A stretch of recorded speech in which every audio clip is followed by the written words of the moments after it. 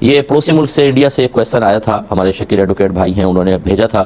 کہ ایک مسلمان سود لیتا رہا، یعنی قرضہ دیتا تھا اور اس پر سود لیتا تھا، اب اس نے اس کو چھوڑ دیا ہے تو صرف توبہ کرنا کافی ہوگا یا جتنا اس نے سودی مال کمایا اس کو صدقہ بھی کرنا ہوگا؟ اگر اس نے اس مال سے اپنا گھر بنا لیا یا گھر کا ساز و سامان لے آیا تھا تو اس کے بارے میں کیا حکم شرع ہے؟ دیکھیں، پہلے ایک بات سمجھ لیجئے کہ جو انڈیا کے مسلمان ہیں اور کفار ہیں وہ حربی کفار ہیں، اور حربی اسے کہتے ہیں کہ جو ذمی یا مستامن نہ ہو۔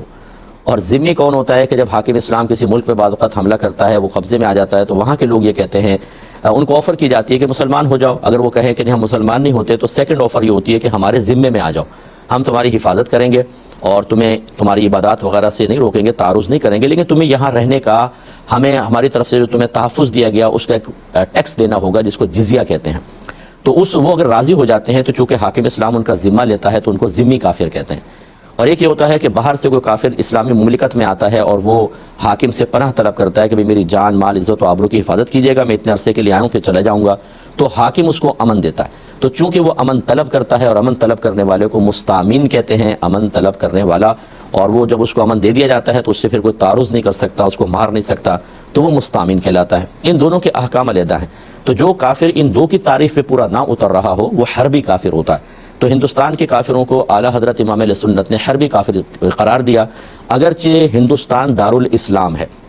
دارالحرب نہیں ہے، کیونکہ جہاں اسلامی حکومت پہلے رہی ہو یا اب موجود ہو وہ پھر دارالاسلام کہلاتا ہے، دارالحرب نہیں۔ تو اب جواب آپ کا یہ ہے کہ اس نے سود لیا، یعنی قرضہ دیا کس کو ہے؟ اگر تو مسلمانوں کو دیا ہے اور اس سے لیا ہے تو یہ گناہ کبیرہ تھا، اگر حلال سمجھ کے کیا تھا تو یہ دائرہ اسلام سے خارج کافر ہو گیا، مرتد ہو گیا۔ اللہ تعالیٰ کی بارگاہ میں توبہ کرے اور فوراً سے پیشتر تجدید ایمان، تجدید نکاح کرے، اور جتنا یہ پیسہ لیا تھا جن کے بارے میں یاد ہے، کیونکہ یہ کھاتہ بناتے ہیں پورا ان کے پاس ہوتا ہے، ایک ایک کو وہ سود واپس کرے گا۔ ہاں، جس کے بارے میں یاد نہیں، پتہ نہیں، کوئی مر گیا یا وارث بھی نہیں ہے تو اس مال کو صدقہ کرے گا۔ اور اگر کافر سے یہ معاملہ کیا ہے تو کفار چونکہ حربی ہیں، اب یہاں علماء کی دو رائے ہیں۔ بعض علماء کہتے ہیں حربی کافر سے بھی سود لینا دینا ناجائز ہے، جس میں ہم بھی شامل ہیں تو ہم تو منع کریں گے، لیکن اگر وہ حربی کافر سے اس نے ایسا معاملہ کیا تو ایک دوسرا گروپ علماء کا، اچھے خاصے مستند علماء، بڑے بڑے علماء ہیں، وہ یہ کہتے ہیں کہ کافر کو اگر آپ نے قرضہ دیا، اس سے زائد لیا تو سود کی نیت سے نہ لیں۔ ویسے زائد کے کفار کا مال مباح ہے، ہم دھوکہ بھی نہیں دے رہے، جھوٹ بھی نہیں دے رہے کر رہے